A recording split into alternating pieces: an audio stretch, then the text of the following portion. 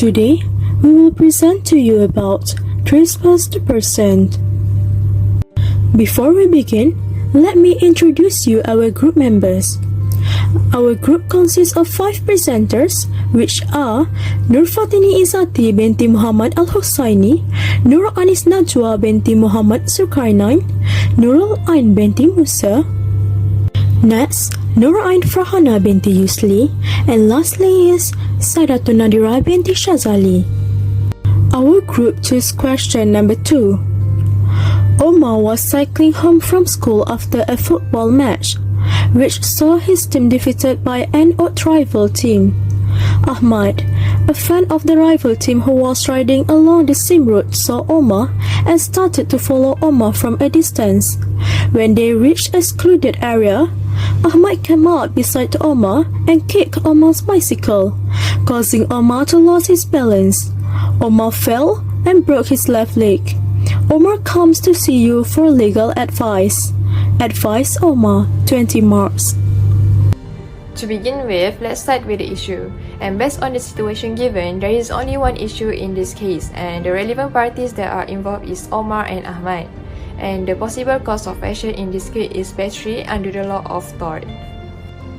The issue is whether Ahmad has committed trespass to person towards Omar and caused injuries to him by kicking his bicycle, causing him to lose his balance, fell to the ground and broke his left leg.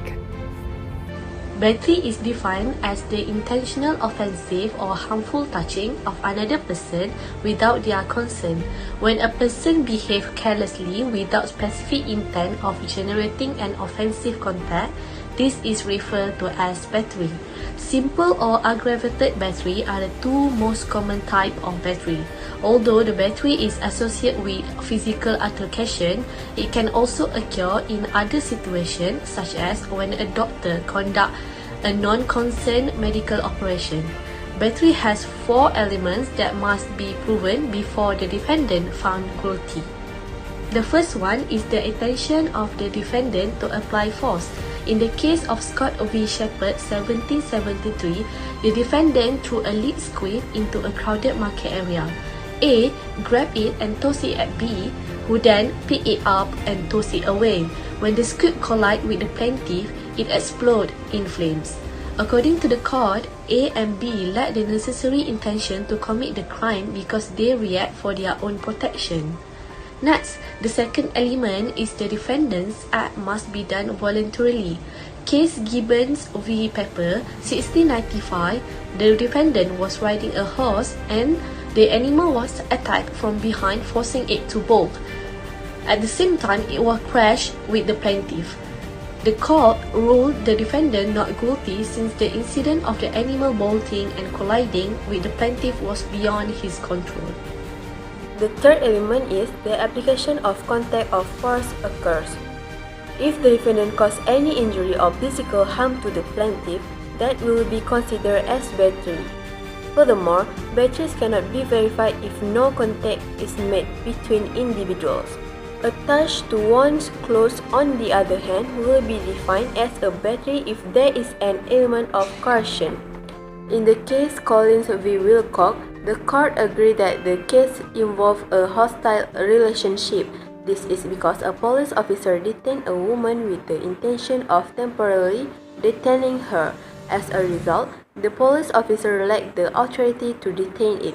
This is because it didn't fit the battery element. The last element is without the plaintiff's consent. Without the plaintiff's consent and permission, physical contact with an individual is not permitted. If this act is performed without the consent, the perpetrator may be prosecuted in court if it meets the characteristics and criteria of a battery. However, some acts of physical touch are regarded as implicit agreement between the two parties. For example, touching a person's shoulder to attract his attention or touching while queuing for bus at the station. In the case of Tiong Pik Hyong v. Wong Shigyu, the defendant's act of crouching and hitting the plaintiff's face out of jealousy of the friendship between her husband and plaintiff, the defendant was found guilty and responsible for battery. Now, applying the first element of battery to the situation, it can be said that Ahmad had the intention to apply force to Omar. After the football match ended, Ahmad saw and started to follow Omar from a distance as he was riding along the same road as him. Ahmad then did his action when they reached to the secluded area. This showed that Ahmad had the intention to kick Omar's bicycle as he followed him until the secluded area just to do his action. So, this situation then fulfilled the first element of battery, which is the intention of the defendant to apply force. Next, the second element also applies to this situation. The way Ahmad kicked Omar's bicycle by coming closer from behind proved that his act was done voluntarily. This situation then fulfilled the second element, which is the act was under the defendant's control. Other than that, the third element in this case is the contact or application of force occurred when Ahmad kicked Omar's bicycle, causing him to lose his balance, fall and break his left leg. The plaintiff has suffered physical harm as the result of this action. So it is obvious that Ahmad used force against Omar in this situation, and the last element is without the plaintiff's consent. In this case, Omar was completely unaware that Ahmad was riding a bicycle behind him. Ahmad unexpectedly kicks Omar's bicycle without his awareness. This case makes it evident that the plaintiff's consent was not given.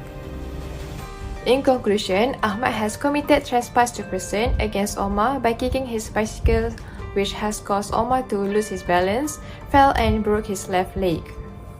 As a result, Omar can take action against Ahmad since all elements of battery are already fulfilled by Ahmad. And finally, there is a higher chance for Omar to claim for compensation from Ahmad. That's all from us. Thank you.